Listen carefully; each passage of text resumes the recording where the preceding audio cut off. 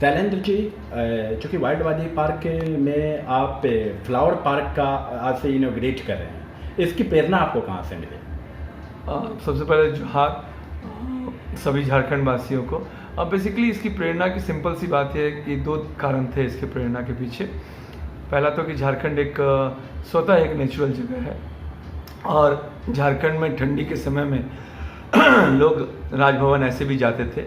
इसका मतलब है कि लोग फ्लावर के प्रति अपना प्रेम दिखाते हैं। दूसरी सबसे इम्पॉर्टेंट बात कि फ्लावर के साथ एक्सपेरिमेंट लोगों ने नहीं किया था। चूँकि मैं हॉर्टिकल्चर की पढ़ाई किया हुआ आदमी हूँ और दुबई में रहा हुआ हूँ, तो दुबई में एक दुबई मिरेकल गार्डन है जहाँ पर स्टैचूज़ के साथ और विंटर फ्लावर्स के साथ बहुत तरह के एक्सपेरिमेंट किए जाते हैं। दुनिया में, जापान में बहुत जगह पे फ्लावर पार्क है और जब लोग फ्लावर पार्क में आते हैं तो वो फोटो सेशन करते हैं। नेचर को भी अच्छा लगता है। अगर आप फ्लावर पार्क में जाएंगे तो आपको उस जगह पर एक एसी की तरह फील होने लगेगा। फूलों को देखना अच्छा लगता है, हर आदमी को अच्छा लगता है। तो इसलिए, और दूसरी प्रेरणा का एक बहुत बड़ा रीज़न ये था कि लोग वाटर पार्क को एक विंटर का प्रोडक्ट नहीं समझते हैं, राइट। वो ये समझते हैं कि आइसक्रीम एक ऐसी चीज़ है जो सिर्फ गर्मियों में खाई जाती है। मगर फिर धीरे धीरे कंपनियों ने इस माइंडसेट को चेंज किया और लोगों को बताया कि नहीं, आप ठंडे में भी आइसक्रीम खा सकते हैं। तो मैं भी इस सिस्टम को चेंज करने की कोशिश कर रहा हूँ। But because I am a commercial businessman, तो मैं चाहता हूँ कि लोग आते रहें, सालों भर वाटर पार्क खुलता रहे। तो मैंने लोगों को ये अट्रैक्शन दिया और जाहिर सी बात है विंटर में लोग भर भर के आएंगे, मजबूरी में आएंगे, क्योंकि one of the best place है जो कि झारखंड, बिहार, छत्तीसगढ़, वेस्ट बंगाल, उड़ीसा में कहीं नहीं है।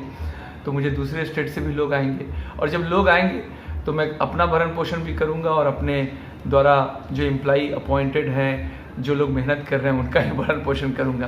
तो ये दो कारण है प्रेरणा के।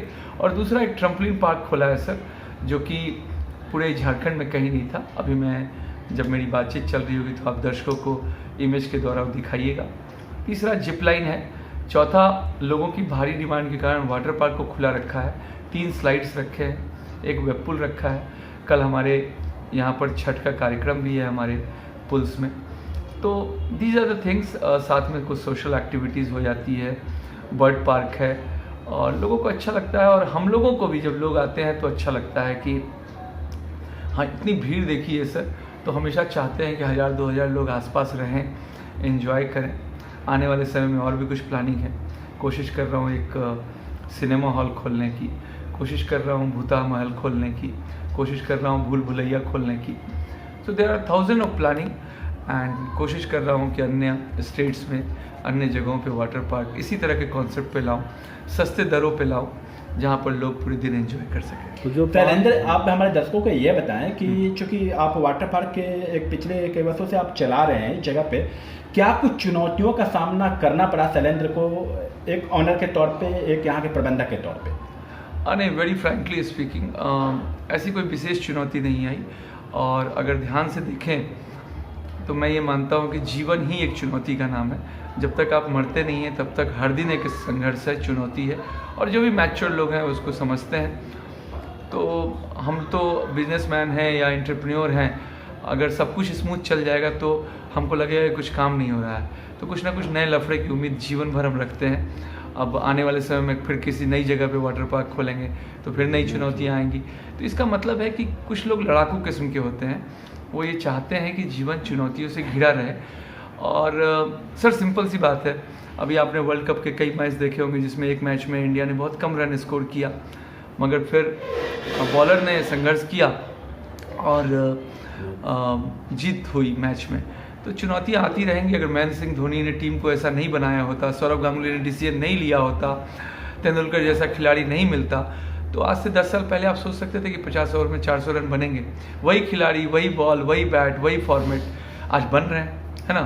आज भारत चांद पे जा रहा है, कल को भारत विश्व गुरु बनेगा, इसमें भी कोई दो मत नहीं है। आज अमेरिका में सर भारत के लोग पॉलिटिक्स में राज कर रहे हैं। जहाँ पर 50 साल पहले या 75 साल पहले ये कहा जाता था कि dogs and Indians are not allowed, उस इंग्लैंड का प्रधानमंत्री आज भारतीय है और वो डॉग को लेके जाता है।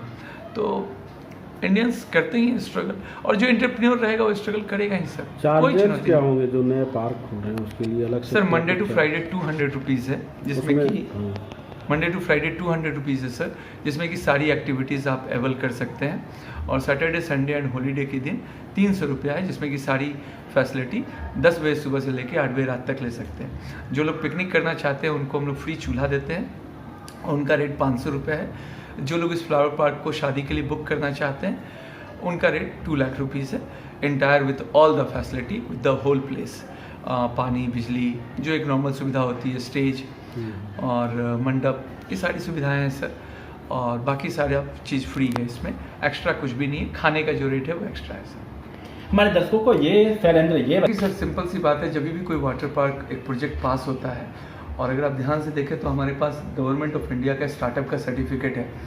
तो जनरली जब स्टार्टअप का आप सर्टिफिकेट लेते हैं तो आप सारे मानकों से खड़ा होकर ही गुजरते हैं, बिकॉज गवर्नमेंट आपको टैक्स बेनिफिट देती है। और टैक्स बेनिफिट लेने के लिए सर इतना आसान नहीं है, आपको हर उस फॉर्मेट से गुजरना पड़ता है और आपको एक पूरी तरह से कॉर्पोरेट कंपनी चलानी पड़ती है। और until unless if you will not complete all the format then you cannot have this kind of corporate company. तो जो सारी चीज़ें होती हैं सर उसके लाइसेंसेस होते हैं, और वो लाइसेंसेस मिलने के बाद ही कोई भी व्यक्ति एक वाटर पार्क जैसी चीज़ों को शुरू कर सकता है। कितने लोगों को रोजगार मिला है? सर देखिए, अप्रत्यक्ष रूप से तो बहुत लोगों को रोज़गार मिला हुआ है, दुकानें खुली हुई हैं, ज़मीनों के रेट बढ़ गए, कंस्ट्रक्शन का काम हो रहा है। प्रत्यक्ष रूप से डिपेंड्स, कभी सीजन डाउन जो एडमिनिस्ट्रेशन संभालते हैं, बाकी सभी थर्ड पार्टी एजेंसी के लोग होते हैं। शैलेंद्र, अभी आपने जैसा कि बताया कि लगभग 150 ये लोगों को आपने रोजगार दे रखा है, तो क्या जो रोजगार के जो अधिनियम है, परिनियम है, उन सारे का ख्याल रखा गया है, उसके अनुरूप उनको पारिश्रमिक दी जाती है, और उनके साथ साथ जो भविष्य निधि, ये सारे जो AP